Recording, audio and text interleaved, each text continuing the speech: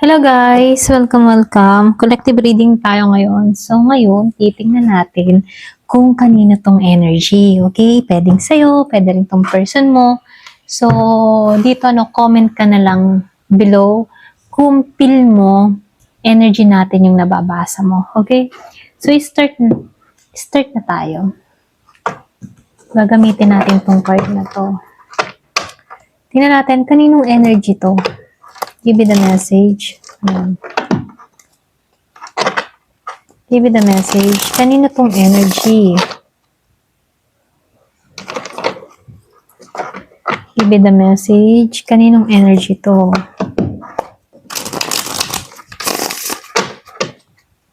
Give me the message. Kaninong energy to?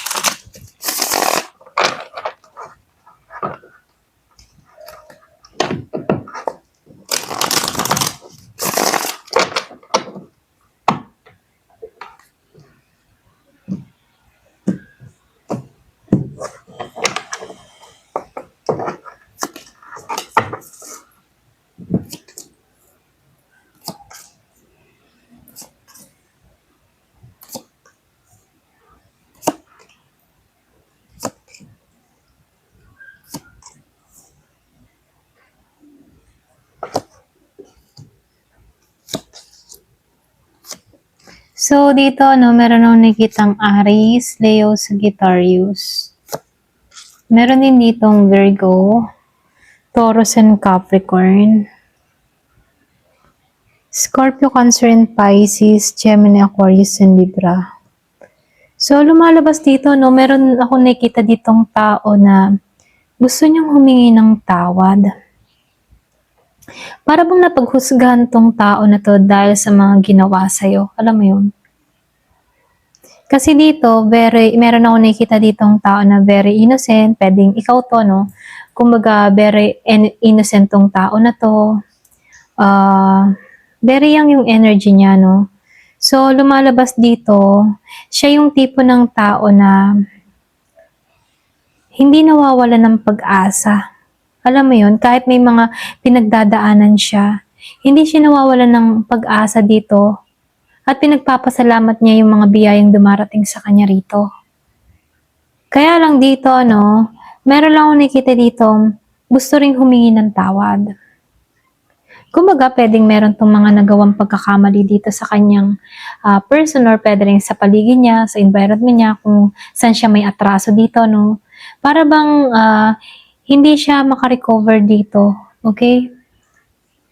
Gusto na ng tao na to na umusad, pero yung bang tipo na pilit na pumapasok sa kanyang kaisipan yung mga pinagdaanan niya, na kung saan gusto na ng tao na to pakawalan yun, okay? Gusto niya ng paagusin ba, okay? Kasi itong tao na to, kaya gusto niyang humingi ng tawad, kasi naranasan ng tao na to na hindi pala rin. Kasi pwedeng meron siyang naging atraso sa isang tao na inosente, or meron siyang nagawang pagkakamali sa inosenteng tao, okay? Pero itong inosenteng tao na to, malakas yung faith or pwede rin mananampalataya, okay? Na kung saan, meron siyang nagawang pagkakamali dito na kung saan itong taong ito, hindi pinapalad, okay? So, ito na nakikita ko, para bang meron ditong tao na, meron ditong innocent, ginawa ng hindi maganda, binitray ng isang taong ito, na kung saan, itong innocenteng ito, masyadong malakas yung pananampalataya, pananalig, na kung saan, tumatama rin dito, okay? Pwedeng merong kinakarma dito. Kaya itong tao nito, ang tangang naiisip niya na lang dito, yung paghingi ng tawad dito sa taong naloko niya dito. Okay? Kaya lang dito, walang lakas ng loob ito na tumungo or humarap sa taong ito. Meron akong nakita Aries, Leo, Sagittarius. Pwede nga iba sa inyo, Aries, Leo, Sagittarius, Kumbaga, nasaktan ka, niloko ka. Para bang ikaw yung tipo ng tao na ibinigay mo lahat-lahat sa taong ito, pero nalinlang ka pa rin, ganyan. Kumbaga, bilang inosente ka sa lahat na nangyayari, hindi mo aakalain na gagawan ka ng masama ng tao na to or magbibitray tong tao na to sa'yo. Okay? Kaya dito, no, nakikitaan ko dito, ikaw, pwedeng isinawalang bahala mo na lang to or ipinagpasuggest mo na lang to or pwede rin hinayaan mo na lang to. Na, kasi yung iba sa inyo, alam mo dito na merong hangganan ng lahat. Okay? Kumbaga, andun yung faith mo na meron ding consequence na mangyayari sa ginawa ng tao na to sa'yo. Okay? So, kaya dito, lumalabas dito na itong tao na to, wala siyang lakas na humarap dito sa innocent na tao na to kasi alam niya yung nagawa niyang pagkakamali. Kahit gusto niya bagang humingi ng tawad, hindi niya kayang humarap dito. So, dito, yung kanyang nararamdaman, pinaagos na lamang niya. Pero nakikitaan ko dito, meron ditong alaala na bumabalot sa taong ito kung bakit hindi makawala, okay? Kumbaga, tanging alam lang ng tao na to ay ang paghingi ng tawad para maka-release, okay? Or pwede rin para makalaya sa damdamin niya rito. So, dito, yung iba sa inyo, kung ikaw yung nasaktan dito or ginawa ng hindi maganda, nakikitaan ko dito, merong pag-usad na mangyayari sa'yo, meron kang mga kahilingan na matutupad, or pwede rin sabihin, nararamdaman mo ngayon na magaan yung biyaya, okay? Kumbaga kahit hindi ka siniwerte dito sa taong ito, nararamdaman mo dito na madali yung pagpasok ng biyaya or blessing sa'yo. Okay, so comment ka kung madali yung biyaya na dumarating sa'yo. Kasi nakikitaan ko dito, meron kang mga wish na natutupad. Para bang merong milagro na nangyari sa'yo na hindi mo inaasahan. Kasi andun yung faith mo. Kumbaga yung faith mo, ito yung tumutulong sa'yo kung bakit yung blessing ay dumarating sa'yo samantalang itong tao nag-betray sa'yo, hindi pinapalad. Alam mo yun? Kasi inosente ka dito tapos ginawan ka ng hindi maganda. Kaya itong taong gumawa ng masama sa'yo, siya yung hindi nagiging mapalad sa sitwasyon. Okay? So, nakikitaan ko dito, meron ditong tao na hindi siya makarecover, hindi siya makamove. Kasi itong tao na to, hindi niya alam kung anong direksyon yung tatahakan. Para bang nawalan siya ng direksyon, hindi niya alam kung saan siya tutungo, hindi niya alam kung ano yung gagawin niya, hindi niya alam kung paano ba, mga ganun, So, nakikitaan ko dito, hindi makausad or hindi niya matagpuan yung tagumpay rito. So, marami itong mga nagawang pagkakamali dito, okay? Kasi dito, lumalabas dito, nawalan to ng sigla, nawalan ng pangarap or pwede rin sabihin, wala siyang motivation or inspirasyon. Kumbaga, itong tao na to, pwedeng nananatiling ganun. Alam mo yon, parang lugmok or pwede rin sabihin, walang buhay or pwedeng nananatili siya sa ganitong direksyon na naka-stuck. Ayan. So, nakikitaan ko dito, hindi siya makapag-isip-isip dito ng maayos, hindi niya malikha yung mga bagay na gusto niya or pwede rin, meron siyang mga pangarap dito pero hindi niya makamit-kamit, okay? Dahil meron siyang mga nagawang pagkakamali dito, kaya hindi niya maramdaman yung fulfillment, okay? Meron ditong taong ganun or pwede rin meron kang kadiling na ganito. So, malakas dito, Gemini, Libra, and Aquarius. Meron din ako nakikitang Sagittarius. Yung iba sa inyo, pero ganun pa man, hindi naman, huwag tayo magbase sa zodiac sign, energy na lang yung babasahin natin dito. Okay? So, nakikitaan ko rin dito. So, meron ditong tao, na kung saan hindi nagiging swerte pagdating sa kanyang kaperahan. Kumbaga, nakikitaan ko dito pwedeng kung may negosyo to, hindi masyadong patok yung negosyo niya or pwede rin naman kung ito ay merong trabaho, hindi laging kumbaga, hindi laging merong malaking kita. Alam mo yun? So, lumalabas dito, kulang at kulang pa din or pwede rin sabihin na tama lang sa pagkain. Alam mo yun? Kumbaga, nakikitaan ko dito, hindi niya makita yung bunga ng pinaghihirapan niya. Alam mo yun? So, lumalabas dito na para ba siyang hindi niya makuha magpasalamat sa mga nangyayari sa kanya dahil ramdam niya yung kabiguan, ramdam niya dito na hindi pumapabor sa kanya yung tadhana, okay? So, nakikitaan ko dito, no, medyo mabagal yung communication na sana dapat ginawa niya na, no. So, lumalabas dito, meron ditong tao na gusto kang kausapin, pero alam mo yun, mabagal, pwedeng may pumipigil or pwedeng walang lakas ng loob para kausapin ka. Pero andun yung paghahangad ng tao na to na kausapin itong tao niya rito, kaya lang hindi niya magawa kasi merong pumipigil sa kanya dito, okay? Sobrang bagal. So, nakikitaan ko rin dito, no, magkakaroon naman ng kaliwanagan tong tao na to. Ito lang yung nakikita ko, kahit siya may mga pinagdadaanan dito. Dito, papasok yung realization na dapat meron siyang gawing hakbang dito. Okay? So, nakikitaan ko rin dito, hindi ka nito napansin before or hindi ka nito napagtuunan ng pansin. Yung bang para bang isinantabi ka or pwede rin dyan ka lang or bahala ka dyan muna, dyan ka lang, ganon. Kumbaga, hindi ka pinariority na special or hindi ka pinariority sa deserve mo. Alam mo yon. So, nakikitaan ko dito, hindi ka niya kinilala or sabihin natin na hindi ka nito na nabigyan ng pansin. Okay? Yung iba sa inyo, no, nakikita ko dito, para bang binaliwala ka. Okay? Pero ganun pa man, meron ako nakikita Virgo, Taurus, and Capricorn. So, dito, no, yung pambabaliwala ng tao na to, nakikitaan ko dito, nagsarado yung opportunity sa kanya. Ito lang nakikita ko. Meron ditong tao na nawalan ng opportunity, para bang pinagbagsakan siya dito, hindi niya ramdam yung pag-usad ng kabuhayan niya, walang pumapasok na blessing, ganun. Para bang pwedeng nagkasakit din to or pwede rin yung matinding pinagdadaanan, alam mo yung ganun. Kung ikaw man dito yung, ayusin ko lang, no? Kung ikaw man yung dito na sobra kang siniswerte sa lahat-lahat, nakikitaan ko dito, kabaliktaran to sa nangyayari sa kanya. Alam mo yun? Ikaw siniswerte, siya hindi ganun. Ayan. Kung before, itong tao na to siniswerte at ikaw yung binabaliwala, ikaw na agrabyado, umikot yung kapalaran kasi andun yung faith mo eh. Meron kang hiling dito na unti-unting natutupad, okay? Baka nga yung iba sa inyo nagsabi pa nga dito na kung ano man yung naranasan mo, maranasan din niya, okay?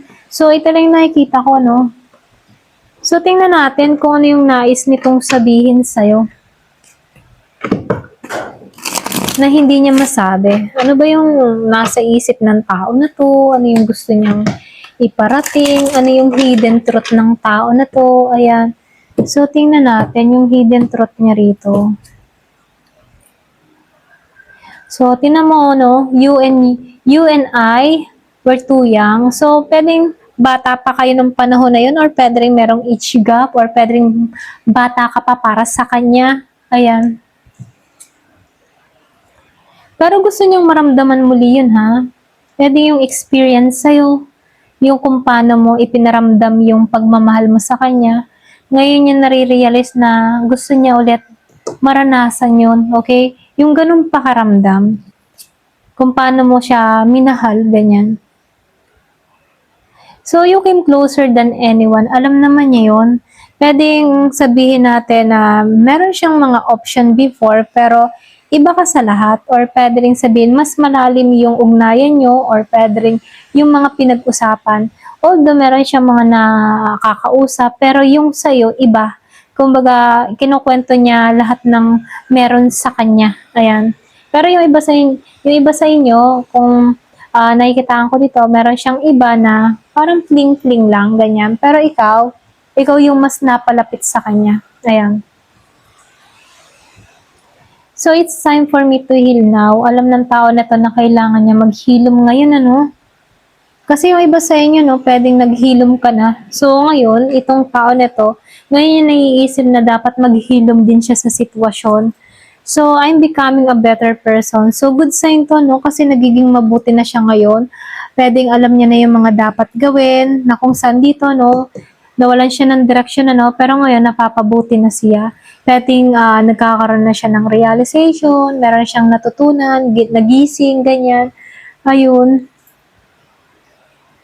Alam ng tao na to, na yung bang tipo na we will be together again. Para bang radar niya dito na magbabalikan kayo or pwede rin ito yung kanyang ninanais, ano, ito yung kanyang hinihiling, we will be together again someday. Mga ganun, ano. Ayan, so nakikitaan ko dito na hinihiling ka pa rin ng tao na to, okay? Kumbaga, hindi ka pa rin naman niya binibitawan energetically, okay? So, dito, no, the timing just wasn't right for us. May mga ganun siya, no. Pwedeng nung nagtagpo kayo, hindi pa yun yung oras para sa inyo. Tama ka, pero maling oras ka dumating sa buhay niya. Ganyan. So, dito, no, I left when I saw you with someone. So, nakikita ko dito, umalis tong tao na to, or pwede rin ikaw yung umalis dito, nung nakita mong meron siya, or pwede rin siya, okay? So, meron ditong tao na umalis nung nakita niyang meron ng iba. Ganyan. So, dito, no, alam ng tao na to na siya yung naging distraction, ano, kung bakit ka nasasaktan. May mga ganun siya, no, pwedeng, yung iba sa inyo, pwedeng napagtanto-tanto na to kung bakit ka nasasaktan ay dahil din sa kanya at siya yung naging distraction. So, nakikitaan ko dito, no, alam niya naman to. Kaya yung iba sa inyo, pwedeng merong umalis sa'yo. Ayan, bigla na lang umalis. Ayan, may langgam. So, ayan. Ito lang yung nakikita ko dito, no. So, dito, no, 8 of Wands, reverse. Alam naman ng tao na to kung ano yung ginagawa niya, exact na ginagawa niya, no? Alam niya, kumbaga dito, alam niya dito na siya yung naging distraction kung bakit nasaktan ka. Alam niya to exactly at alam niya yung mga ginagawa niya. Ganun. So, nakikitaan ko dito, no, aware siya. Aware siya sa mga nangyayari sa inyong dalawa. Aware naman siya. O, diba? Takot siyang kausapin ka. Aware siya, kasi alam niyang meron siyang nagawang pagkakamali, alam niya na nakapag-betray siya, aware siya na siya yung nagbigay ng pasakit dito, at alam naman niya yun. Kaya takot itong tao na to, na kausapin ka. Okay? So, dito, no, finding out the truth crush me. Kumbaga, meron tong mga natutuklasan or pwede rin, yung iba sa inyo, meron ka natutuklasan dito sa tao na to, nahanap mo yung katotohanan at unti-unti siya ditong nasasaktan. Kasi unti-unti mong nalalaman lahat-lahat. Okay? Parang ba mabigat para sa kanya yon, ganon.